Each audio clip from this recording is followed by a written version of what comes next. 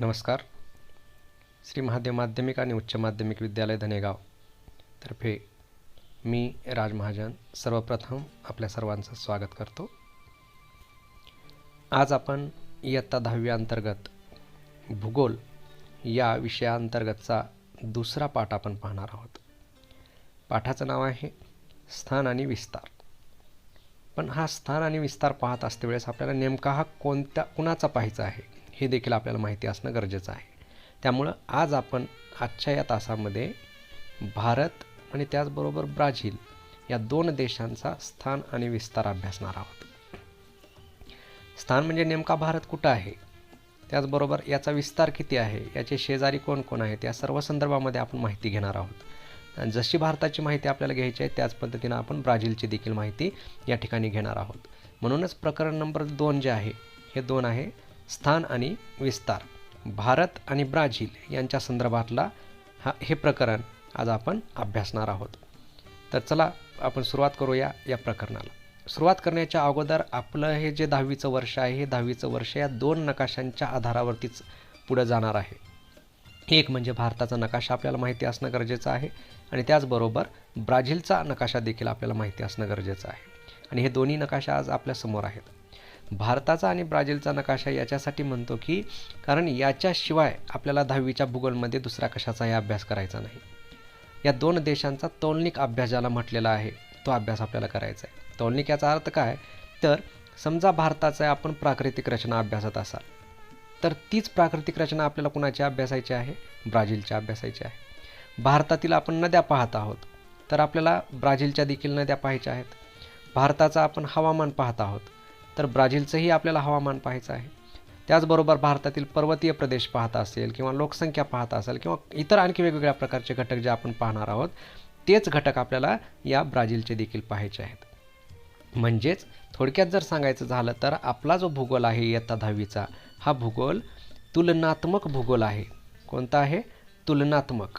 तुलनात्मक भूगोल म्हणून याला ओळखलं जाते की दोघांची तुलना करायची आहे, ब्राझीलची आणि भारताची. आणि त्याच्यासाठी तुम्हाला वेगवेगळ्या प्रकारचे घटक असे एकाखाली एक पाठामध्ये दिलेले असतील. त्या घटकांना अनुसरून आपण एक वेळेस भारताची माहिती पाहायची आणि त्याच्याच पुढच्या बाजूला लगेच ब्राझीलची माहिती पाहायची आहे. त्यामुळं भारत आणि ब्राझील हे जो विषय आपल्याला 10वीला ठेवलेला आहे हा तुलनात्मक भूगोल या अंतर्गत येतो. आपल्याला या दोन्हीमधला तुलना करायची आहे. तेव्हा या 2 नकाशांना आपण लक्षात ठेवणं अत्यंत आवश्यक आहे. मग हे आता 2 देश आहेत, परंतु हे नेमकं आता आहेत कुठं, हा समोर तुमच्या जगाचा आराखडा आहे. आणि या जगाच्या आराखड्यामध्ये तुमच्या समोर सध्याला 6 खंड दिसत आहेत. मी थोडक्यामध्ये ते तुम्हाला दाखवणार आहे, परंतु 7वा खंड याच्यामध्ये नाही, तोही आपण बघू आपण. तर ठीक आहे, आपण सुरुवात करू आता. 6 खंड तुम्हाला दिसत आहेत त्यांची. हा जो इथून सुरुवात झालेला आहे आणि अशा पद्धतीनं इथपर्यंत पसरलेला आहे या खंडाला म्हटलं जातं उत्तर अमेरिका खंड. हा उत्तर अमेरिका आहे. याच्याच खालच्या बाजूला हा जो खंड आहे इथं आहे दक्षिण अमेरिका खंड. त्याचबरोबर इथं अशा पद्धतीचा पसरलेला जो आहे हा आहे आफ्रिका खंड. आफ्रिका खंडाच्या डोक्यावरच वरच्या बाजूला अशा पद्धतीचा पसरलेला जो आहे हा आहे युरोप खंड. त्याच्याच युरोप खंडाच्या बाजूला इथपर्यंत अशा पद्धतीनं पसरलेला जो आहे हा आहे आशिया खंड, ज्याला जगातला सर्वात मोठा खंड असं म्हणतो आपण. आणि याच्याच पायथ्याच्या बाजूला इथं आहे तो म्हणजे ऑस्ट्रेलिया खंड. उत्तर अमेरिका, दक्षिण अमेरिका, युरोप, आफ्रिका, आशिया आणि ऑस्ट्रेलिया. आता राहिला शिल्लक जो आहे तो म्हणजे 7वा खंड. तो 7वा खंड आहे खालच्या बाजूला अंटार्क्टिका नावाचा. तर अशा पद्धतीनं आपल्याला हे पाहायचं आहे. मग आपण ज्या 2 देशांचा अभ्यास करणार आहोत ते स्टारच्या माध्यमातून तुमच्या समोर येत आहेत. तो म्हणजे एक आहे भारत आणि दुसरा आहे ब्राझील. मग आता भारत कुठं आहे तर आशिया खंडामध्ये आहे आणि ब्राझील कुठं आहे तर तो दक्षिण अमेरिका या खंडामध्ये आहे. हे दोन्ही देश तुमच्यासमोर दिसत आहेत. आता मग भारताचं नेमकं स्थान कुठं म्हटल्यानंतर आपल्याला सांगता आलं पाहिजे की भारत हा जो आशिया खंड आहे या आशिया खंडाच्या दक्षिण दिशेला भारत आहे. कोणत्या, आशिया खंडाच्या दक्षिण दिशेला भारत आहे. हा पहा भारत इथं दक्षिण दिशेला आहे. मग ज्या पद्धतीनं आपण आपल्या देशाचं स्थान सांगितलं अगदी त्याच पद्धतीनं आपल्याला ब्राझीलचंही सांगावं लागेल. आणि त्यामुळं ब्राझील हा देश जो आहे हा ब्राझील देश दक्षिण अमेरिकेच्या पूर्व उत्तर दिशेला आहे. पूर्व उत्तर दिशेला. म्हणजे अशा पद्धतीने आपल्याला या दोन देशांना दाखवता येतं. आणि म्हणूनच आपल्याला समजा जर विषुववृत्तीय प्रदेश किंवा जे विषुववृत्त आपण म्हणतो हे विषुववृत्त अशा पद्धतीचं गेलं तर एक देश हा विषुववृत्ताच्या खालच्या बाजूला आहे तर दुसरा देश हा विषुववृत्ताच्या वरच्या बाजूला आहे. अशा या दोन देशांची तुलनात्मक अध्ययन हे आपल्याला या संपूर्ण वर्षामध्ये इयत्ता 10वीच्या या वर्गामध्ये आपल्याला करायचं आहे. भारत आणि ब्राझील या देशाच्या संदर्भामध्ये आपण आता अभ्यास करणार आहोत. ठीक आहे, चला पुढे जाऊ आपण. पुढे जेव्हा आपण येणार आहोत तेव्हा ह्या दोन देशांची ओळख करून देणारे काही महत्त्वाचे घटक आपल्यासमोर येणार आहेत आणि त्यालाच आपण नाव दिलेलं आहे ओळखा पाहू मी कोण. म्हणजे आपण कोडे ज्या पद्धतीनं घालतो त्या पद्धतीचेच हे प्रश्न आहेत. प्रश्न म्हणण्यापेक्षा ही त्या देशाची वैशिष्ट्ये आहेत. मग एक 8-9 प्रश्न तुमच्यासमोर आता येतील. या 8-9 प्रश्नापैकी उत्तरं जी आहेत ती उत्तरं फक्त 2च आहेत. एक तर ब्राझील किंवा एक तर भारत. मग साधारणतः हे प्रश्न तुम्ही आता वाचल्यानंतर याची उत्तरं तुम्ही मनामध्ये तयार ठेवा आणि मग आपण हे प्रश्नांची उत्तरं जेव्हा पाहू तेव्हा तुमची उत्तरं याच अनुक्रमाने आलेली आहेत का कुठं काही चूक झालेली आहे हे आता आपल्याला इथं चेक करायचं आहे. ओळखा पाहू मी कोण. साधारणतः याच्यामध्ये आता जागतिक लोकसंख्येमध्ये मी दुसरा आहे. परत त्याच्यानंतर जगाचा कॉफी पॉट म्हणून मला ओळखतात. हॉकी हा माझा खेळ आहे. अशा प्रकारचे 9 प्रश्न तुमच्या समोर आहेत. आता या 9 प्रश्नांच्या आपण आता इथं चर्चा करणार आहोत. एकेका प्रश्नाचं उत्तर सोडू. ठीक आहे. पहिला प्रश्न आहे जागतिक लोकसंख्येमध्ये मी दुसरा आहे. आता जागतिक लोकसंख्येमध्ये दुसरा असणारा देश कोणता आहे तर तो आहे भारत. पहिला देश चीन. जगाचा कॉफी पॉट म्हणून मला ओळखतात. जगाचा कॉफी पॉट म्हणजे भांडे. कॉफीचे भांडे म्हणून मला ओळखलं जातं. मग मी कोण आहे? ब्राझील आहे. हॉकी हा माझा खेळ आहे. नुसताच खेळ नाही तर तो राष्ट्रीय खेळ आहे. तो कोण? भारत. मी फुटबॉल या खेळासाठी प्रसिद्ध आहे. जगामध्ये फुटबॉल या खेळासाठी प्रसिद्ध असलेला देश कोणता आहे? ब्राझील आहे. सांबा नृत्य हे माझे प्रमुख नृत्य आहे. मग तो कोणता देश आहे? ब्राझील. मसाल्याच्या पदार्थासाठी मी जगप्रसिद्ध आहे. तो आहे भारत. यासाठी तर बाहेरील परकीय आक्रमण आपल्या देशावरती आलेली होती. माझा क्रिकेट हा लोकप्रिय खेळ आहे. राष्ट्रीय खेळ नाही परंतु लोकप्रिय आहे. तो कोण देश? भारत. मी दक्षिण अमेरिकेतील एक देश आहे. आत्ताच आपण नकाशामध्ये पाहिलं ब्राझील. आणि मी आशिया खंडाच्या दक्षिणेला आहे. नकाशामध्ये पाहिल्याप्रमाणेच भारत. तर अशा पद्धतीनं 2च देशांची आपल्याला नावं सांगायची होती. एक तर भारत किंवा दुसरा ब्राझील. तर याच्यानुसार आपण प्रत्येक वैशिष्ट्याला अनुसरून समोरच्या बाजूला उत्तरं दिलेली आहेत. हे प्रश्न वाटले तर तुम्ही वहीवरती लिहून घ्या आणि याची उत्तरं देखील आपल्या समोरच्या बाजूला लिहून ठेवा. तर अशा पद्धतीनं हे ओळखा पाहू मी कोण म्हणजे मी भारत आहे का ब्राझील आहे हे तुम्ही या वैशिष्ट्यावरून ओळखा. ही वैशिष्ट्ये आहेत काही कॉफीच्या असतील, लोकसंख्येच्या असतील, खेळासंदर्भात असतील, नृत्याच्या संदर्भात असतील किंवा त्याच्यानंतर मी कुठं आहे नेमका याच्या संदर्भात असतील. तर अशा पद्धतीने ही ओळख तुम्हाला करून देण्याचा प्रयत्न थोडक्यात इथं करण्यात आलेला आहे. यानंतर पुढे आहे आता भारताची संक्षिप्त माहिती. अत्यंत महत्त्वाचा घटक आहे हा भारताची संक्षिप्त माहिती. आता इथं मी तुम्हाला 4 दिशा दिलेल्या आहेत आणि हा भूगोल शिकत असतेवेळेस 4 दिशा सगळ्यात महत्त्वाच्या आहेत. त्या माहिती असणं आपल्याला गरजेचं आहे. लक्षात ठेवा नेहमी आपल्या उजव्या बाजूला पूर्व दिशा असते. आपला उजवा हात नेहमी लक्षात ठेवायचा. आपला उजवा हात ही पूर्व दिशा दर्शवतो. कुणीकडेही तोंड करून उभे राहा, कसेही उभे राहा, आपल्या उजव्या हाताला पूर्व दिशा आहे असं गृहीत धरायचं. कारण पुस्तक वाचते वेळेस ते नेहमी समोर आपल्या तसंच येतं. म्हणून पूर्व दिशा. त्यानंतर डाव्या हाताला नेहमी पश्चिम दिशा असते. त्याचबरोबर पायाकडची जी बाजू आहे आपली ती पायाकडची बाजू नेहमी दक्षिण दिशा दर्शविते आणि डोक्याकडची बाजू ही नेहमी उत्तर दिशा दर्शविते. या पुस्तकातल्या दिशा आहेत, या नकाशावरच्या दिशा आहेत. आणि म्हणूनच मग जेव्हा आपण एखादी आकृती काढतो तेव्हा साधारणतः ही अशा प्रकारची असते. उजवी बाजू पूर्व, डावी बाजू पश्चिम, पायाकडची बाजू दक्षिण आणि डोक्याकडची बाजू उत्तर. या 4 दिशा लक्षात ठेवणं अत्यंत आवश्यक आहे. याच्यावरच आपला भूगोल आधारित असतो. मी जर सहज म्हटलं आपला देश हा उत्तरेकडे आहे तेव्हा आपल्याला सहज सांगता आलं पाहिजे की उत्तर दिशा नेमकी कोणती आहे. मग आता या मुद्द्यामध्ये आपण पाहणार आहोत ते म्हणजे भारताचे प्रमुख वैशिष्ट्ये काय आहेत. थोडक्यामध्ये आपल्याला भारताच्या संदर्भामध्ये माहिती पाहिजे आहे. म्हणजे नेमका भारत कुठं आहे, विस्तार कसा आहे, ह्या सगळ्या गोष्टी आपल्याला बघायच्या आहेत. तर आपण ही वैशिष्ट्ये बघू अगोदर. मग या वैशिष्ट्याच्या अंतर्गत भारताची संक्षिप्त माहिती. तर लक्षात ठेवा, एक एक वैशिष्ट्य मी तुमच्यासमोर सांगतो. देशाचं नाव आहे आपल्या भारत, हिंदुस्तान, इंडिया. ही तिन्ही नावानं आपल्या देशाला ओळखलं जातं. भारतही म्हणतो आपण, हिंदुस्तान म्हणतो आणि इंडियाही म्हणतो. त्याचबरोबर आपल्या देशाची राजधानी आहे ती म्हणजे दिल्ली. तिसरा घटक महत्त्वाचा आहे. पृथ्वीवर आपल्या देशाचं स्थान हे पृथ्वीवर उत्तर पूर्व गोलार्धामध्ये आहे. तर दोन शब्द महत्त्वाचे आहेत. उत्तर पूर्व गोलार्ध. गोल अर्ध याचा अर्थ एका गोलाचे दोन भाग अर्धे अर्धे झालेले, त्याला गोलार्ध असं म्हटलं जातं. म्हणजे आपण पृथ्वीवर उत्तर पूर्व गोलार्धामध्ये आहोत. याचं वर्णन आपण आता इथं डिटेलमध्ये पाहणार आहोत. त्याच्या अगोदर थोडंसं अक्षांशीय आणि रेखांशीय विस्तार मी फास्ट घेणार आहे, कारण याच्यावरती आपण एक सेपरेट व्हिडिओ तयार करून आपण टाकणार आहोत. तर भारताचा अक्षांशीय विस्तार मी सांगतो तुम्हाला, तो पहा. 8:04:28 उत्तर ते 37:17:53 उत्तर. म्हणजे इथं उत्तर दिशा प्रमुख झाली. रेखांशीय अंतर सांगत असते वेळेस आपल्याला सांगता येतं 68:07:53 पूर्व ते 97:24:47 पूर्व. याचा अर्थ इथं पूर्व दिशा प्रमुख झाली. लक्ष द्या, इथं जर यस असतं आणि इथं जर डब्ल्यू असतं तर चारही दिशांची नावं आली असती, परंतु इथं यन आहे, इथंही ई आहे आणि इथं यन आहे, इथंही आहे. म्हणजे याचा अर्थ आपला भारत देश हा उत्तर पूर्व गोलार्धामध्ये येतो. म्हणूनच इथं लिहिलेलं आहे पृथ्वीवर उत्तर पूर्व गोलार्धामध्ये आपलं स्थान आहे. त्यानंतरचा महत्त्वाचा मुद्दा आहे तो म्हणजे क्षेत्रफळ. भारताचं क्षेत्रफळ 32,87,263 चौरस किलोमीटर आहे. किती? 32,87,263.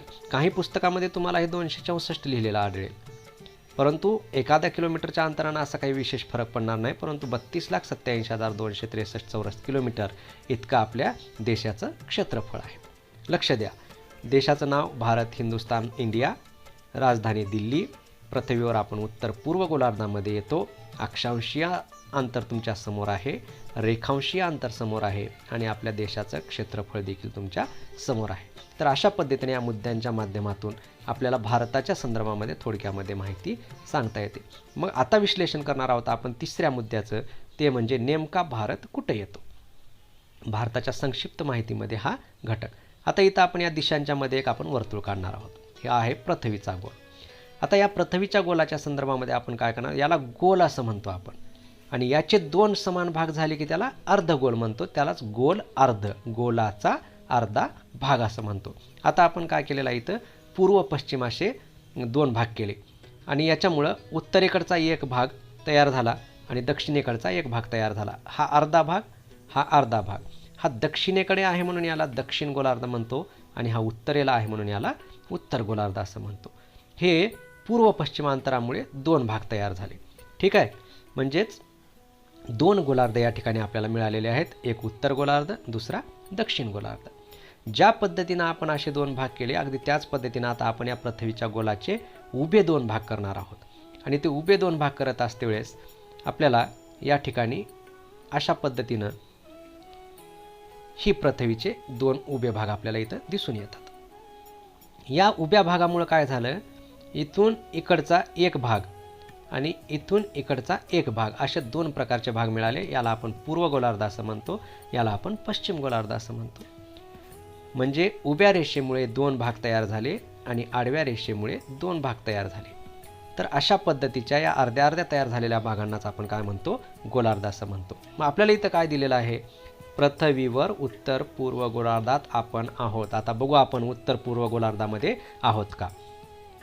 पहिल्यांदा आडवे भाग तयार केले तेव्हा आपण वरच्या भागामध्ये म्हणजे उत्तर गोलार्धामध्ये आहोत हे निश्चित झालं, कारण इथं त्या खालच्या बाजूला भारत आलेला नाही. यानंतर उभ्या जेव्हा भाग केले आपण, तेव्हा उभे भाग केल्यानंतर आपण इकडच्या भागामध्ये नाही, म्हणजे याचा अर्थ आपण पश्चिम गोलार्धामध्ये नाही तर आपण कुण्या गोलार्धामध्ये आहोत, पूर्व गोलार्धात आहोत. आपण दक्षिण गोलार्धामध्ये नाही तर आपण कुण्या गोलार्धात आहोत, उत्तर गोलार्धात आहोत. म्हणूनच इथं असं वाक्य तयार केलेलं आहे की उत्तर पूर्व गोलार्धामध्ये आपलं स्थान आहे. हे बघा, उत्तर पूर्व गोलार्धामध्ये आपला भारत देश पूर्णपणे येतो. तो पूर्व दक्षिण गोलार्धामध्ये नाही, तो दक्षिण पश्चिम गोलार्धामध्ये नाही, किंवा उत्तर पश्चिम गोलार्धामध्ये नाही. तर तो कुठं आहे? तो आहे उत्तर पूर्व गोलार्धामध्ये. आता हीच स्थिती आपल्याला बघायची आहे ती आपल्या पृथ्वी गोलावरती. तर ठीक आहे, आपण आता पृथ्वी गोलावरती आपली स्थिती बघू की आपण नेमके कसे दिसतो पृथ्वी गोलावर, असं वास्तव स्थिती आहे का. आता हा पृथ्वीचा गोल आहे. ह्या मध्यातून जे तुम्हाला पांढरी पट्टी गेल्यासारखी दिसत आहे स्टीलसारखी, ते आहे विषुववृत्त. याची किंमत आहे 0°. किती आहे याची किंमत? 0°. याला आपण विषुववृत्त असं म्हणतो. हे पृथ्वीच्या गोलाचे 2 समान भाग करते, एक उत्तर गोलार्ध आणि एक दक्षिण गोलार्ध. मग बघा आता इथं जर आपण पाहिलं तर भारत इथून सुरू होतो आणि इथं संपतो. मग भारत आता इथं खाली दक्षिण गोलार्धामध्ये आलेला आहे का? नाही. याचा अर्थ तो कुण्या गोलार्धात आहे? उत्तर गोलार्धामध्ये आहे. आणि म्हणूनच थोडंसं सुद्धा टोक या विषुववृत्ताच्या खाली जर आलं असतं तर आपण असं म्हटलं असतं की भारत हा उत्तर दक्षिण गोलार्धामध्ये आहे, जर खाली टोक आलं असतं तर. परंतु आता इथं टोक आलेलं नाही, त्यामुळे भारत हा पूर्णपणे कोणत्या गोलार्धात आहे? उत्तर गोलार्धात आहे. हे एक निश्चित झालं. परत दुसरं वाक्य होतं की भारत हा उत्तर पूर्व गोलार्धात आहे. आणि इंग्लंड या देशातील ग्रीनविच या शहरावरून जे मेन आहे रेखावृत्त, ते रेखावृत्त गेलेलं असल्यामुळं या पृथ्वीचे देखील 2 समान असे आडवे भाग पडलेले आहेत. याला आपण पूर्व गोलार्ध म्हणतो आणि पलीकडच्याला आपण पश्चिम गोलार्ध म्हणतो. मग आता आपला देश पूर्व गोलार्धात आहे का पश्चिम गोलार्धात आहे? तर आता आपला देश आहे पूर्व गोलार्धामध्ये, म्हणजे या बाजूला आपण आहोत. इकडे जर असतो तर आपण पश्चिम गोलार्धात असतो, परंतु आता आपण या गोलार्धात आहोत. म्हणून भारत हा उत्तर पूर्व गोलार्धामध्ये आहे. हे आपण लक्षात ठेवणं गरजेचं आहे. तर अशा पद्धतीने आपल्याला भारताची स्थिती इथं पाहता येऊ शकते. अक्षांश रेखांशाच्या संदर्भात आपण एक सेपरेट व्हिडिओ नंतर टाकू. त्या व्हिडिओमध्ये तुम्ही व्यवस्थित सर्व गोष्टी तुमच्या लक्षात येतील. ठीक आहे, चला पुढे जाऊ. पुढच्या बाबतीमध्ये जेव्हा आपण विचार करतो तेव्हा पुढचा घटक हा अत्यंत महत्त्वाचा आहे. आणि ज्या पद्धतीनं आपण आता भारताच्या संदर्भात पाहिलं तसं भारताचे काही राहिलेले मुद्दे आपल्याला इथं बघायचे आहेत. आणि याच्यामध्ये सगळ्यात महत्त्वाचं आहे भारताच्या 4 बाजूचे 4 टोकं. हे पुस्तकात तुम्हाला मिळणार नाही, त्यामुळं हे लिहून घ्या वाटलं तर. भारताचे 4 टोकं बघायचे आहेत आपल्याला. सगळ्यात पूर्वेकडचं टोक आहे ते म्हणजे अरुणाचल प्रदेशमधलं किबिथू नावाचं एक खेडेगाव. यानंतर पश्चिमेकडे गुजरातमधलं गुवरमोटा नावाचं ठिकाण. दक्षिणेला मुख्य भूमीचं कन्याकुमारी आणि भारताच्या अतिदक्षिणेकडील टोक ते म्हणजे इंदिरा पॉईंट. आणि सगळ्यात शेवटी उत्तरेला आहे ते म्हणजे उत्तरेकडचं इंदिरा कॉल. हे 4 स्टार जे तुम्हाला दिसत आहेत हे 4 स्टार आहेत आपल्या भारताचे 4 बाजूचे 4 टोक. इथं आपला भारत देश संपतो. यानंतर आपल्याला बघायचं आहे ते म्हणजे भारताचे शेजारी राष्ट्र. आता भारताला एकूण 7 शेजारी राष्ट्र आहेत. आता आपण घड्याळाच्या काट्याप्रमाणे असं पाहूया म्हणजे आपल्या लक्षात येईल. ठीक आहे, तर पहिला शेजारी आहे आपला तो म्हणजे पाकिस्तान. हा भारताच्या घड्याळाच्या काट्याप्रमाणे जात असताना पहिला शेजारी लागतो पाकिस्तान. दुसरा शेजारी आहे तो म्हणजे अफगाणिस्तान. आता अफगाणिस्तानची सीमा कुठं लागलेली आहे तर हा जो स्टार दिसत आहे या स्टारच्या जवळ एकदम खूप कमी अंतरावरती इथं वरच्या बाजूला जम्मू काश्मीरला अफगाणिस्तानची सीमा आहे. त्यानंतर तिसरा देश आहे तो म्हणजे चीन. याचाही विस्तार मोठ्या प्रमाणात आपल्या देशाशी संलग्न आहे. तिसरा देश चीन. यानंतर या ठिकाणी आहे तो म्हणजे चौथा देश नेपाळ. हा देश आपल्या खांद्यावर बसल्यासारखा दिसतो. हा नेपाळ इथं तुम्हाला पाहायला मिळतो. नेपाळच्याच थोडंसं बाजूला पूर्वेकडच्या दिशेला आहे तो म्हणजे इथं भूतान हा देश. हा समोर तुमच्या वर्तुळाच्या रूपामध्ये दिसत आहे. म्हणजेच पाकिस्तान झाला, अफगाणिस्तान झाला, चीन झाला, नेपाळ झाला, भूतान झाला. यानंतरचा पुढचा देश आहे जो अतिपूर्वेकडच्या बाजूला आहे आपल्या तो म्हणजे म्यानमार.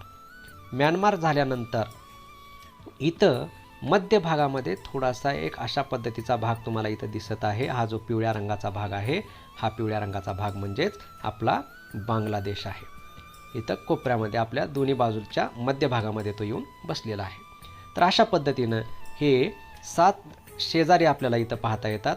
एक पाकिस्तान, अफगाणिस्तान, चीन, नेपाळ, भूतान, त्यानंतर म्यानमार आणि बांगलादेश असे हे 7 शेजारी आपल्याला पाहायला मिळतात. यानंतर आपल्याला पाहायचं आहे ते म्हणजे भारताचं पूर्व पश्चिम अंतर. भारताचं पूर्वेपासून पश्चिमेपर्यंतचं अंतर आहे 2933 किलोमीटर. भारताचं हे अंतर किती आहे? 1 मिनिट हां. आणि पूर्व पश्चिम अंतर 2933.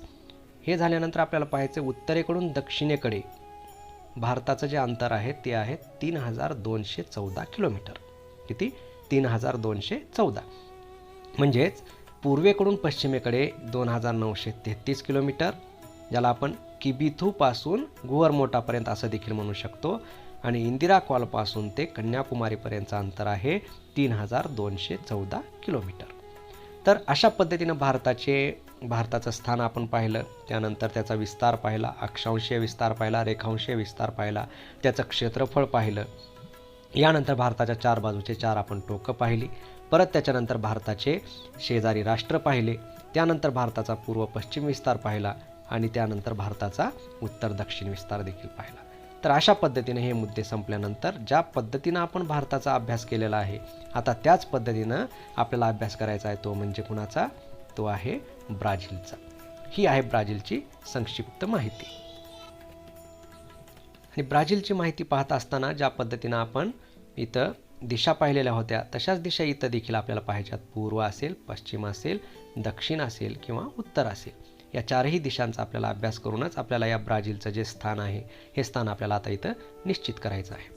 तर आपण जेव्हा ब्राझीलचा अभ्यास करणार आहोत त्यावेळेस संक्षिप्त माहिती पाहत असताना त्याचे भारताप्रमाणेच आपण काही मुद्दे पाहिलेले आहेत. त्याच्यामध्ये आपण सगळ्यात महत्त्वाचा मुद्दा आहे, या देशाचं नाव ब्राझील आहे. याला दुसरं वेगळं कोणतंही नाव नाही. यानंतर दुसरं नाव, याची राजधानी आहे ब्राझिलिया किंवा ब्रासिलिया. उच्चारामध्ये थोडासा हा फरक असू शकतो. काही पुस्तकात ब्राझिलिया असेल, काही पुस्तकामध्ये ब्रासिलिया असेल. त्यानंतर आहे स्थान. आता इथं स्थानाच्या बाबतीमध्ये मात्र आपल्यासारखं नाही. आपल्या इकडे 2 दिशा होत्या, आपल्या इथं मात्र पृथ्वीवर उत्तर, दक्षिण, पश्चिम गोलार्धामध्ये याचं स्थान आहे.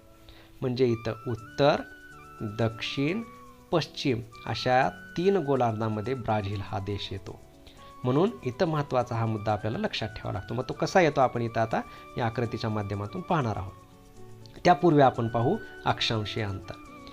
ब्राझीलचं अक्षांशीय अंतर आहे 5°16'18" उत्तर ते 33°45'02" दक्षिण.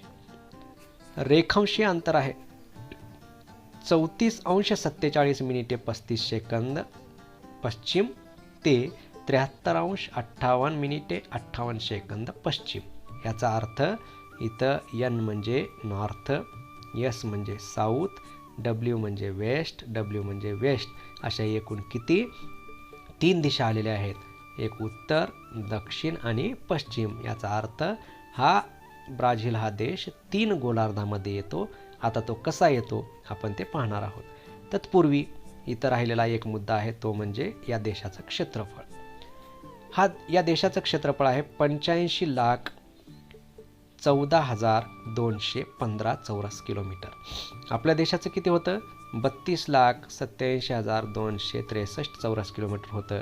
आणि या देशाचं आहे 85,14,215 चौरस किलोमीटर इतकं या देशाचं क्षेत्रफळ आहे. आता यातला मुद्दा आपण क्लिअर करू, तो म्हणजे ब्राझील हा उत्तर, दक्षिण, पश्चिम या गोलार्धामध्ये येतो का? तर इथं आपण हे पृथ्वीचा गोल काढला. पृथ्वीच्या गोलामध्ये जसं आपण भारताचे म्हणजे या गोलाचे 2 भाग केलेले होते, परत 4 भाग केलेले होते, त्याच पद्धतीनं आपण आता इथं 2 भाग केले. थोडंसं व्यवस्थित काळजीपूर्वक जर आपण पाहिलं तर या आकृतीमध्ये तुम्हाला असं दिसून येईल की या ब्राझीलचा काही भाग हा वरच्या गोलार्धामध्ये आलेला आहे, म्हणजेच उत्तर गोलार्धात आलेला आहे. आणि बहुतांश जास्तीत जास्त भाग हा कुठं आहे? दक्षिण गोलार्धामध्ये आहे. म्हणजेच याचा अर्थ ब्राझील हा उत्तर गोलार्धामध्ये सुद्धा आहे विषुववृत्ताच्या वर, आणि त्याचबरोबर ब्राझील हा दक्षिण गोलार्धामध्ये सुद्धा आहे. म्हणजे हे 2 गोलार्धांचं स्थान आपलं फिक्स झालेलं आहे, उत्तर आणि दक्षिण. आता पुढचं आपल्याला बघायचं आहे ते म्हणजे ब्राझील हा परत पूर्व गोलार्धामध्ये नाही. बघा कुठंतरी या रेषेच्या इकडच्या बाजूला तुम्हाला कुठं ब्राझील दिसतो का? नाही. पूर्व गोलार्धामध्ये ब्राझील नाही. याचा अर्थ तो कोणत्या गोलार्धामध्ये आहे? पश्चिम गोलार्धामध्ये आहे. म्हणूनच ब्राझील हा उत्तर, पश्चिम आणि त्याचबरोबर दक्षिण इथंही आहे, इथंही आहे आणि इकडच्याही बाजूला आहे. म्हणून ब्राझील हे पृथ्वीवर उत्तर, दक्षिण, पश्चिम या गोलार्धामध्ये येणारा देश आहे. तर अशा पद्धतीनं विषुववृत्ताच्या वरच्या बाजूला थोडासा हा देश आलेला असल्यामुळं इथं थोडंसं दिसतंय बघा, इथं हिरवा भाग आलेला असल्यामुळे याला उत्तर दक्षिण पश्चिम गोलार्धामध्ये येणारा देश म्हणून ओळखलं जातं. तर हे झालं ब्राझीलच्या संदर्भामधली संक्षिप्त माहिती. आता आपल्याला पाहायचे आहेत ब्राझीलचे शेजारी देश. आता अगोदर त्या तत्पूर्वी आपण पृथ्वी गोलावरती हा ब्राझील कसा दिसतो, कुठं आहे हे आपण पाहणार आहोत. हा आहे पृथ्वी गोल. आता या पृथ्वी गोलाचा जर विचार केला तर ही आतली जी रेषा आहे ही मी अगोदर सांगितलेली होती की ही 0° किंमत असलेली विषुववृत्त रेषा आहे, ज्याच्यामुळे पृथ्वीचे उत्तर आणि दक्षिण असे 2 भाग होतात. व्यवस्थित निरीक्षण केलं तर इथून इथपर्यंतच्या भागामध्ये आपल्याला हा हिरवा भाग दिसत आहे, तो ब्राझीलचा आहे, म्हणजेच तो उत्तर गोलार्धामध्ये येतो थोडासा भाग. आणि इथून खालचा जो भाग आहे हा भाग मात्र आपला पूर्णपणे ब्राझीलचा दक्षिण गोलार्धामध्ये येतो. त्यामुळेच ब्राझील हे उत्तर आणि दक्षिण गोलार्धामध्ये आहे. आता राहिला पश्चिम गोलार्ध. इथं ब्रिटनवरून जाणारं जे काही रेखावृत्त आहे, या रेखावृत्ताच्या पलीकडचा भाग हा पूर्व गोलार्ध म्हणून ओळखला जातो आणि याच्या इकडचा भाग हा पश्चिम गोलार्ध म्हणून ओळखला जातो. आणि म्हणूनच ब्राझील हे उत्तर दक्षिण पश्चिम गोलार्धामध्ये येणारा देश म्हणून ओळखला जातो. तर अशा पद्धतीने या ब्राझीलचं स्थान आपल्याला नेमकं निश्चित सांगता येतं. यानंतर आपण पुढच्या मुद्द्याकडे जाणार आहोत, ते म्हणजे अत्यंत महत्त्वाचा आणि या पाठातील शेवटचे मुद्दे आहेत. यानंतर आपण ब्राझीलचे शेजारी देश पाहणार आहोत. आता ब्राझीलचे शेजारी देश पाहत असताना इथं 10 शेजारी आहेत. याला पहिला शेजारी आहे उरुग्वे, जो ब्राझीलच्या पायथ्याला आहे. दुसरा शेजारी आहे अर्जेंटिना. तिसरा शेजारी आहे तो म्हणजे पॅराग्वे. प्रत्येकाचे वेगवेगळे कलर इथं तुमच्यासमोर दिलेले आहेत. चौथा शेजारी आहे बोलिव्हिया. 5वा शेजारी आहे पेरू. 6वा शेजारी आहे तुमचा कोलंबिया. 7वा शेजारी आहे व्हेनेझुएला. त्याच्यानंतर 8वा शेजारी आहे गियाना. 9वा शेजारी त्याच्याच बाजूला आहे तो म्हणजे सुरिनाम. हे लहान आहेत, आता इथं एकमेकांच्या जवळ आहेत. आणि सगळ्यात शेवटचा शेजारी आहे तो म्हणजे फ्रेंच गियाना. तर अशा पद्धतीचे हे एकूण ब्राझीलचे 10 शेजारी राष्ट्र आहेत. दक्षिण अमेरिकेमधलं चिली, पिवळ्या रंगाचा इथं दिसत आहे हा पट्टा उभा, हा चिली आणि इक्वेडोर, त्याचबरोबर मेक्सिकोच्या आखातला हा एक देश, हे 3 जर सोडले तर बाकी सगळ्या देशांच्या सीमा या ब्राझील या देशाला लागून आहेत. तर अशा पद्धतीनं जवळपास 10 देशांच्या सीमा या ब्राझीलला लागलेल्या आहेत. ते आपल्यासमोर दिसत आहेत. उरुग्वे असेल, अर्जेंटिना असेल, पॅराग्वे असेल, बोलिव्हिया, पेरू, कोलंबिया, व्हेनेझुएला, गियाना, सुरिनाम आणि फ्रेंच गियाना हे ब्राझील या देशाचे शेजारी राष्ट्र आहेत. आणि पिवळ्या रंगाचा आपल्यासमोर हा ब्राझील हा देश दिसत आहे. तर या पद्धतीनं आपल्याला या ब्राझीलचे शेजारी देखील सांगता येतात. यानंतर आपल्याला पुढं पाहायचं आहे ते म्हणजे भारत आणि भारताच्या संदर्भामधली ऐतिहासिक पार्श्वभूमी. तर आता इथं सगळ्यात पहिला मुद्दा दिलेला आहे इतिहास सांगायचा थोडक्यामध्ये आपल्याला आपल्या देशाचा थोडक्यात सांगायचा आहे. जगातील सर्वात प्राचीन संस्कृती म्हणून याला ओळखलं जातं. इसवी सन पूर्व 2350 ते 1750 इसवी सन पूर्व सिंधू संस्कृती ही जगातील सगळ्यात प्राचीन संस्कृती आहे. हडप्पा किंवा त्यालाच आपण मोहेंजोदाडो असं म्हणतो, ही जगातील सर्वात प्राचीन संस्कृती म्हणून ओळखली जाते. लाहोरच्या जवळपासच्या भागामध्ये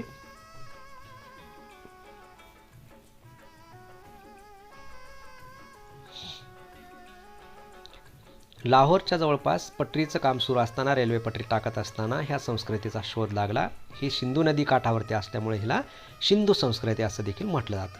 ही जगातील प्राचीन संस्कृती आहे आणि या प्राचीन संस्कृतीपासूनच आपल्या देशाच्या इतिहासाला सुरुवात होते. याच्याही पूर्वीचा आहे इतिहास, परंतु तो ज्ञात नसल्यामुळं आपण इथपासून पुढच्या संस्कृतीला आपण आपला इतिहास मानतो. आणि मग सिंधू संस्कृती झाल्यानंतर मग परत त्याच्यानंतर आहे दुसरा मुद्दा येतो, तो म्हणजे बाह्य आक्रमणे.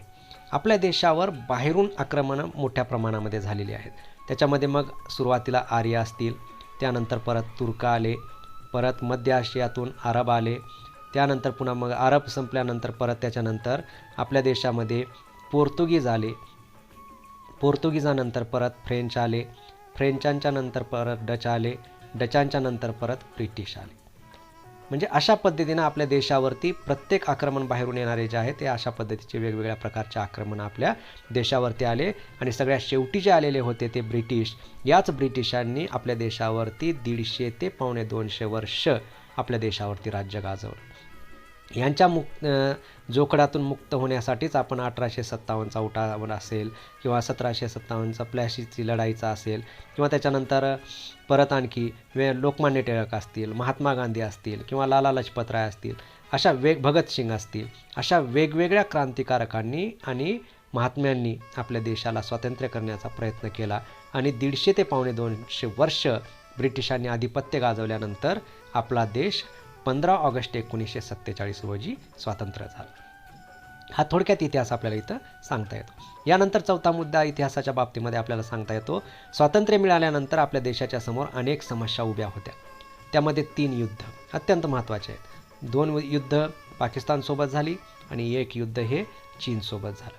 म्हणजे अशा पद्धतीच्या 3 युद्धांना आपल्या इथं सामोरं जावं लागलं आणि युद्धामध्ये प्रचंड हानी देखील झालेली आहे. त्यानंतर आपल्या देशामध्ये वेगवेगळ्या भागामध्ये दुष्काळ पडले. मग तो बंगालचा दुष्काळ असेल किंवा इतर आणखी वेगवेगळ्या प्रदेशातील दुष्काळ असतील. महापुराच्या संकटांना सामोरं जावं लागलं. भूकंपान आपल्या देशामध्ये झाले आणि त्याचबरोबर रोगराई देखील वेगवेगळ्या प्रकारच्या आल्या. म्हणजेच स्वातंत्र्यानंतर देखील आपण अनेक समस्यांना तोंड देत पुढं सरकत आहोत. यानंतर पुढचा मुद्दा आपल्याला सांगता येतो म्हणजे तो जगातील एक प्रमुख विकसनशील देश आहे. जगामध्ये 3 प्रकारचे देश आहेत, 1, 2 आणि 3. पहिला आहे तो म्हणजे अविकसित, दुसरा आहे विकसनशील, तिसरा आहे विकसित.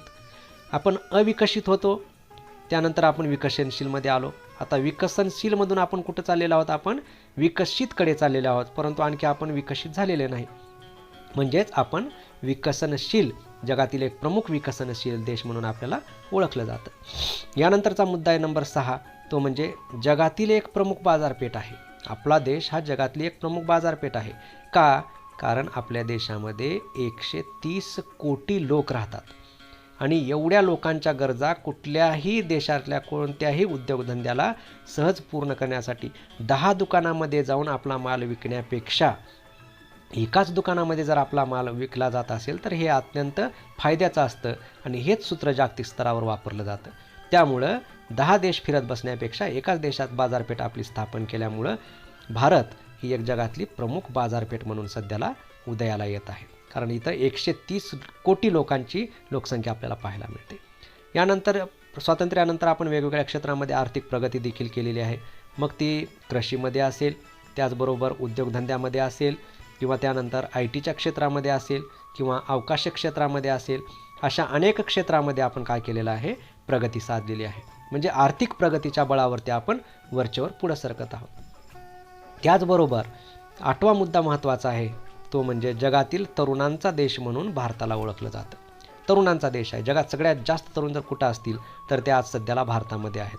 म्हणूनच APJ अब्दुल कलाम यांनी 2020ला भारत हा महासत्ता होईल अशा पद्धतीचं स्वप्न पाहिलेलं होतं. हे स्वप्न कुणाच्या बळावर पाहिलं त्यांनी, तर ते म्हणजे या तरुणांच्या बळावर पाहिलेलं होतं आणि म्हणूनच भारताला तरुणांचा देश म्हणून देखील ओळखलं जातं आणि हे स्वप्न आहे.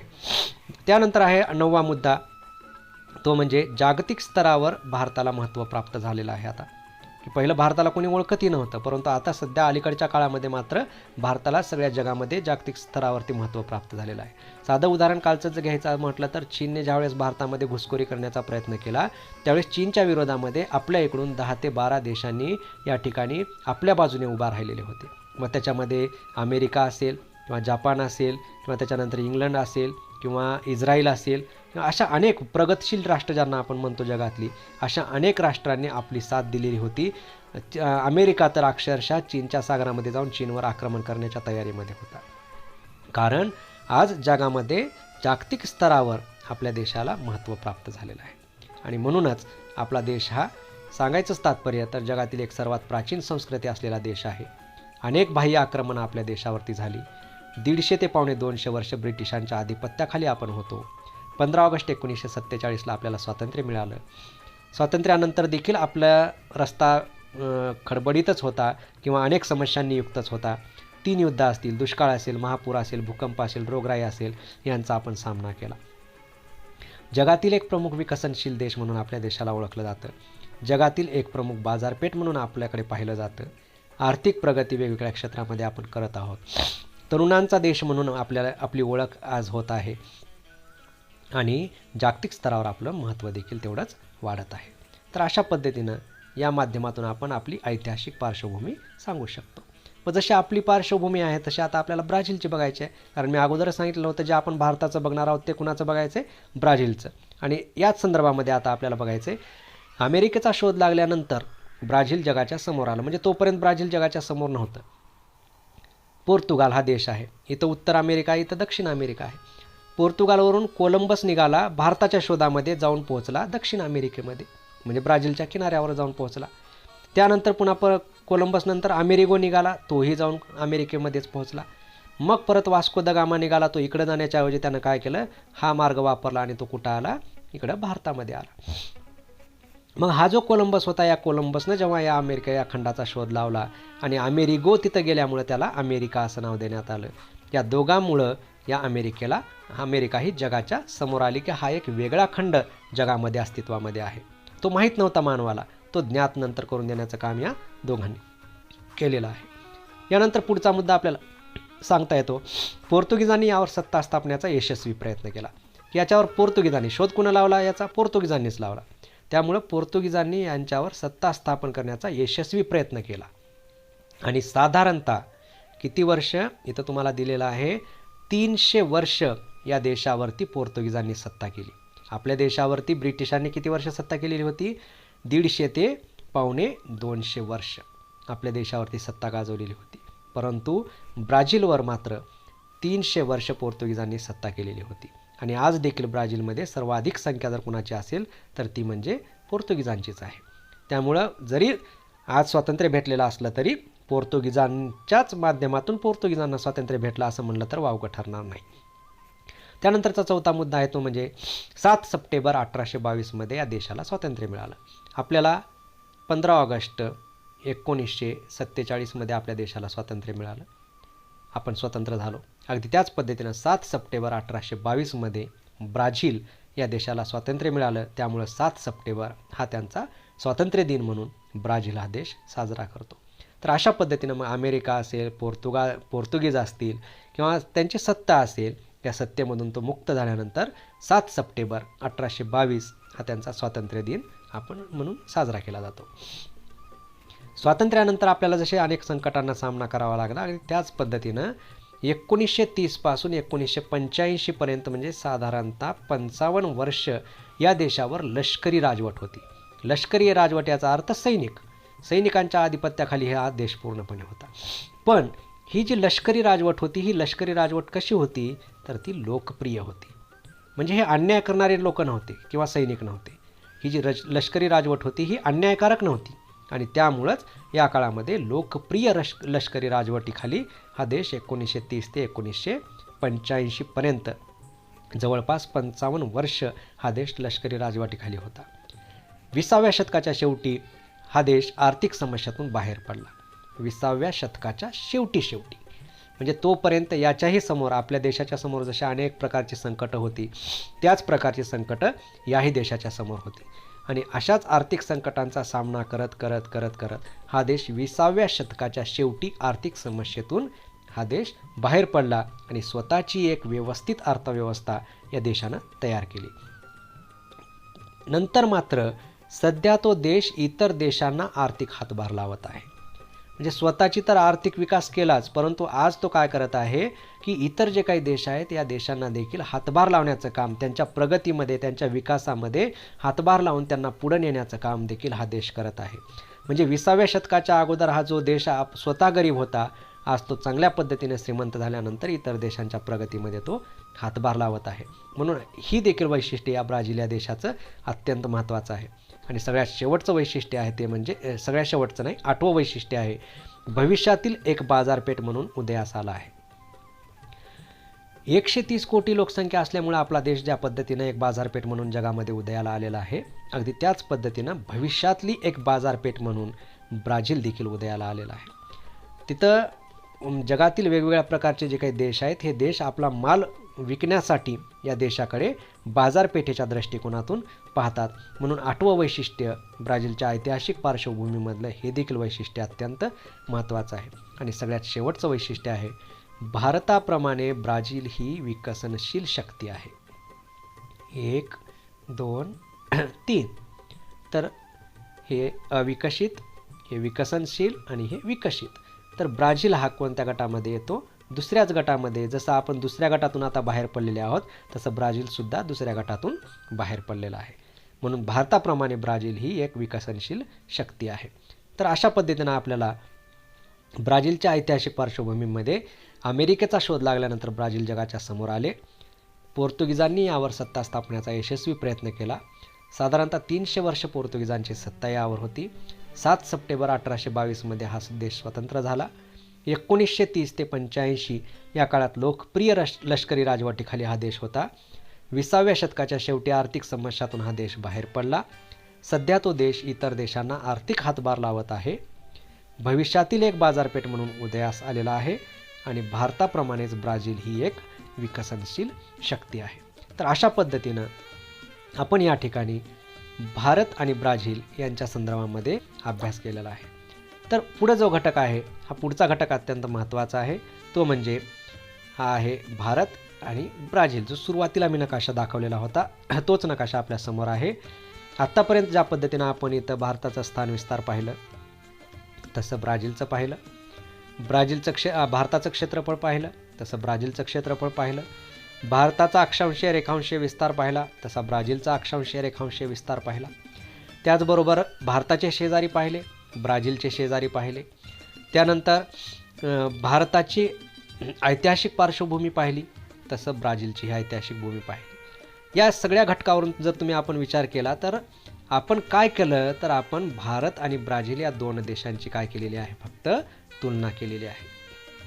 आणि इथून पुढं अशाच पद्धतीनं आपल्याला एका बाजूला भारत आणि दुसऱ्या बाजूला ब्राझील अशा 2 देशांच्या आपल्याला इथं तुलना करायची आहे. हे दोन्हीही नकाशे आपल्या कंटिन्यू समोर असू द्या. यांचं थोडंसं लक्षपूर्वक वाचन करा आणि वाचन केल्यानंतर तुम्हाला हे पुढचे प्रकरणं जे आहेत हे अतिशय सोपे होतील. ठीक आहे. इथं आपलं हे दुसरं प्रकरण स्थान आणि विस्तार संपतो. धन्यवाद.